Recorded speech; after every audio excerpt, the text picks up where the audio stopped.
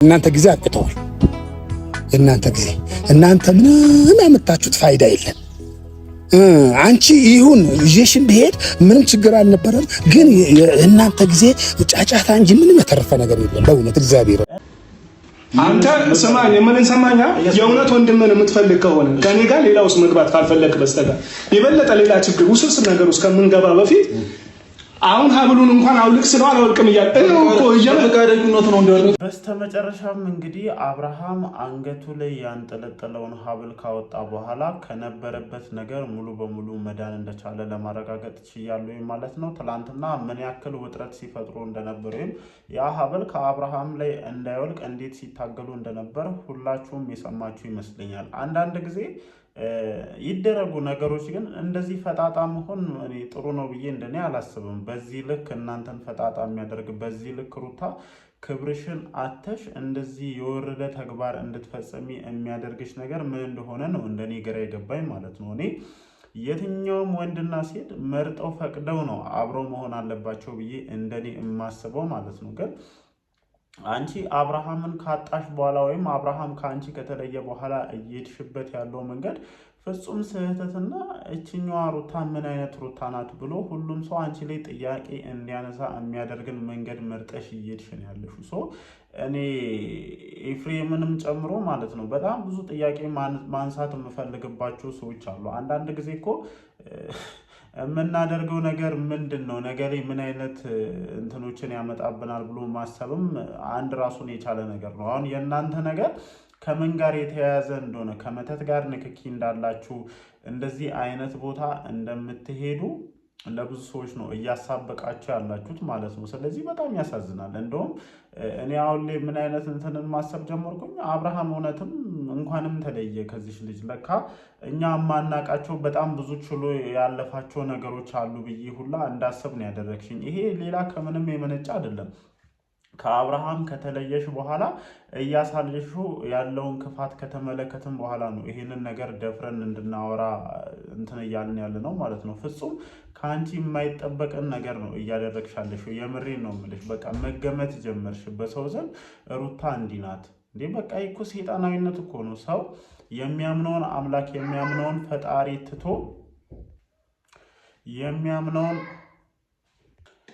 የሚያምነውን አምላክ ፈጣሪውን ክዶ እንደዚህ አይነት ቦታ ላይ ራሱን የሚያገኝ ከሆነ ያ ሰው ዋጋ የለውም ማለት ነው፣ እንደኔ ማለት ነው። እኔ ለምን የዚህን ያክል ርቀት መሄድ እንደፈለግሽ እኔ ሊገባኝ አልቻለም። የምሬን ነው የምልሽ። ምክንያቱም አብርሃም ከአንቺ ጋር በነበረበት ጊዜ የሰራሻቸው ስህተቶች ዛሬ አብርሽን ለማጣትሽ ትልቅ የሆነ ምክንያት እንደሆኑሽ ነው እንደኔ እየተረዱ ያሉት ማለት ነው። ይህንን ደግሞ ደጋግመን ተረድተናል፣ ነግረንሻል። ምክንያቱም አብርሃም አንቺን በሚፈልግ ሰዓትና ችግር ውስጥ በሚገባበት ሰዓት ሁሉ እሱን እያስቀየምሽ ከሱ ጎን ከመቆም ይልቅ ሌሎች ተንከሲስ ሰዎች የሚመክሩሽን ሀሳብ እየሰማሽ ቤትሽን ለቀሽ ትወጪ ነበር። ምንም ሌላ ጥያቄ የለውም። በነገራችን ላይ ብዙ ነገር ተብሏል። ሄርሜላ ሰዓቱን አድጋበት ምናምን መተት አሰርታ መተት የሚሰራው ሰውማ ይኸው እኮ በስተመጨረሻ ራሱን አጋለጠ፣ ራሱን አወጣ እኮ።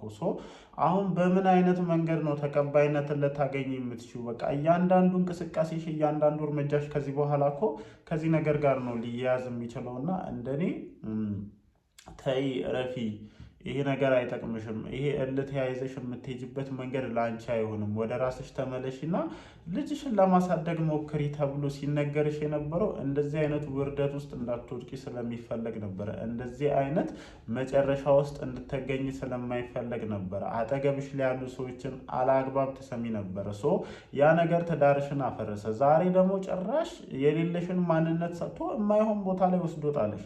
ከዚህ በኋላ ምንም ነገር አድርጊ ምንም እንደ መተታም ነው የምትታየው። ጠንቋይ ቤት እንደሚመላለስ ሰው ነው የምትታየው። እንዴት ነው ይሄንን ነገር ከዚህ በኋላ ልታጠር የምትችው? ጭራሽ አይን የወጣ ፍጥጥ ብላችሁ ምናምን የምትከራከሩት ነገር ምናምን አለ እኮ። በራሱ ኮንፊደንስ ያለው ሰው እኮ ሀብል ወለቀ አልወለቀ ምንም እንትን የሚለው ነገር የለም። እናንተ ባደረጋችሁት ነገር የጠፉትን ነገሮች ለማየት ሞክሩ። እኔ በባለፈውም ብያለሁ፣ እቺ ልጅ እርግዝናዋ እውነትም ሆነ ውሸትም ሆነ ልጄ ጠፍታለች ወይም ልጄ ወርዶብኛል ብላ ሆስፒታል ውስጥ ቪዲዮ ለቃለች አይደለ? እውነትም ሆነ ውሸትም ሆነ በእናንተ ምክንያት የዚህን ያክል ርቀት እየተካሄደ ከሆነ ራሳችሁን ደግማችሁ መፈተሽ እንዳለባችሁ ነው እንደኔ እንትን ብለው ማለት ነው። በጣም በጣም የማይሆን መንገድ ላይ ተው እረፉ ስትባሉ ይሄ ሩታን ብቻ ሲሆን ሁሉንም ነው። በቃ ሁሉንም ተው እረፉ። መለያየትም ራሱን የቻለ መንገድ አለው። መለያየትም ትክክለኛ ነገር ሲሆን የሚመረጥ መንገድ ነው። የእናንተ መለያየት ግን የሆነ የመጠፋፋት መለያየት ነው የሆነብኝ። የምሬን ነው የምላችሁና እኔ ከዚህ በኋላ ይሄ ልጅ የራሱን ህይወት እንዲኖር እድሉን ስጡት። በእርግጥ እሱ ላይም ትልቅ የሆነ ችግር አለ፣ ትልቅ የሆነ ማለት ነው። እኔ የራሴን ህይወት እስካስከበርኩኝ ድረስ ማንም የኔን ህይወት ደፍሮ ሊነካብኝ ይችላል ብዬ አላስብም፣ እንደኔ ማለት ነው። አዎ ብዙ ተንኮሎች ከጀርባ ሊሰሩ ይችል ይሆናል፣ ግን እያንዳንዱ ነገር አንተ ህይወትን ባለማስከበር አንተ የጀመርከውን ህይወት ሌሎች ሰዎች እንዲያከብሩልህ እያደረግክ ስላልሆነ ነው እዚህ ሁሉ ደረጃ ላይ እየተዳረስክ ያለው ማለት ነው።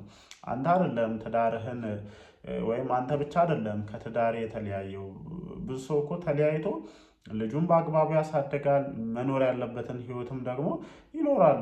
እናንተ ጋር ግን ያ ነገር የለም። በቃ ለመጠፋፋት ቆርጣችሁ የተነሳችሁ ሰዎች ሁላ ነው የምትመስሉት። የምሬን ነው የምላችሁ። በተለይ ሩታ በቃ የኔ ህይወት ከተበላሸ እሱ ሰላም አግኝቶ ሊኖር የሚችልበት ምንም አይነት ምክንያት የለም ብለሽ ስላመንሽም ይመስለኛል እንደዚህ አይነት የወረደ ቦታ። እግዚአብሔርን እኔ እንጃ። አሁን በምን አቅማችሁ ነው ይህንን የቆሸሸ ስማችሁን ልታጸዱ የምትችሉት? በቃ ጠንቋይ ቤት ትሄዳላችሁ፣ መተታም ናችሁ፣ ሀብሉ ላይ ድግምት ታሰርታችኋል። ይሄ ሁሉ ነገር ይፋ እየሆነባችሁ ነው። ከዚህ ነገር እንዴት ነው ራሳችሁን ነፃ ለማውጣት የምትችሉት? አይዶ ነው። እኔ የማውቀው ነገር የለም። የምሬን ነው። ተው እረፉ ስትባሉ የነበረው እንደዚህ አይነት መጥፎ ነገር ውስጥ እንዳትወድቁ ስለሚፈለግ ነው። ይሄ ነገር ትክክል አይደለም፣ ይሄ መንገድ ትክክል አይደለም በተደጋጋሚ እየተባላችሁ ነው። እኔ አንቺ ሲሆንሽ አንቺ የሆነ በቃ እልህ ውስጥ ስለገባሽም ሊሆን ይችላል። ግን ኤፍሬም እንዴት የዚህ ነገር ተባባሪ ልትሆን ትችላለህ? እኔ በጣም በቃ ወንድም ነው አይደለ?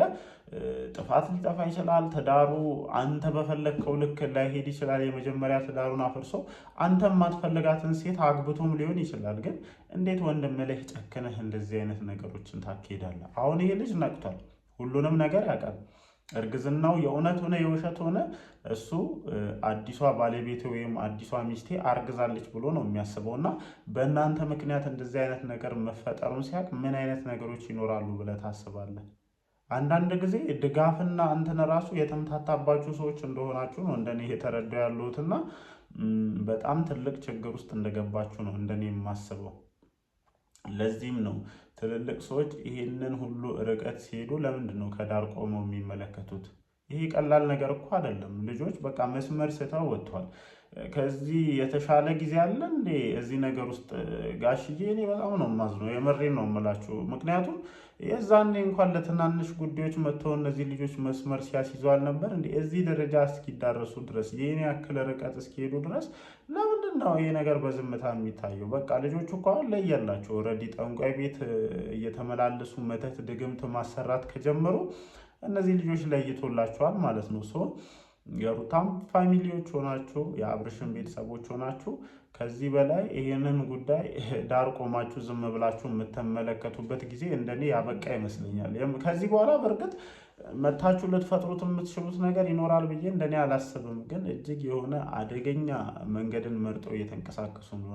የዛኔ እነዚህ ልጆች ተው እረፉ፣ መለያየት ካለባቸው ራሱ በትክክለኛው መንገድ ያለያይተው አንቺም የራስሽን ህይወት ኑሪ፣ አንተም የራስን ህይወት ኑሩ፣ እረፉ፣ አትነካኩ ቢባሉ ኖሮ እዚህ ደረጃ ላይ ይደርሳሉ ብዬ አላስብም። እነዚህ ልጆች ዛሬ የዚህን ያክል ርቀት ከሄዱ ነገ ላለመጠፋፋታቸው ምንም አይነት ዋስትና የለውም። ሴጣን ደግሞ እንደዚህ አይነት አጋጣሚዎችን በደንብ ይጠቀማል።